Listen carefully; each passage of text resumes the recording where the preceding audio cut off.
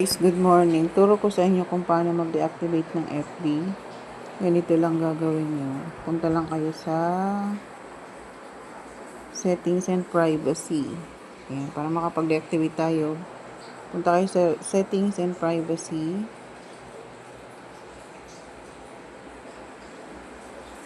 Ayaw na. Settings. Tapos, hanapin nyo yung, para makapag-deactivate kayo ng FB nyo, hanapin nyo yung settings and privacy, tapos settings, tapos personal details. Ayan, personal details. Nakikita nyo, diba? Merong nakalagay na ayan, personal details. Napindutan natin yung personal details. So, dito tayo. Ayan.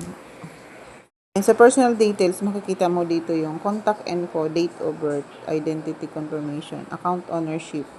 Siyempre, pipindutin mo yung account ownership and control.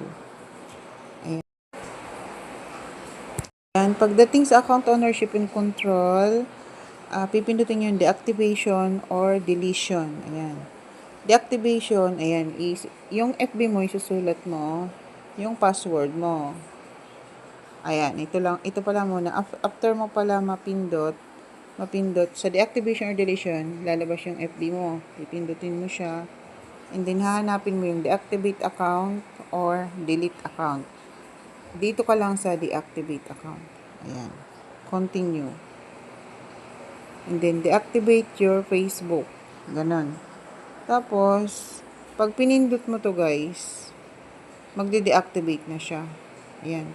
Ita-type nyo lang yung password para deactivate siya. Okay guys, try natin. Continue. Ayan, yung password isusulat mo and then yun na yun.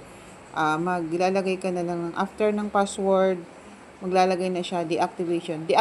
Okay, pipindutin mo na confirm. Ayun.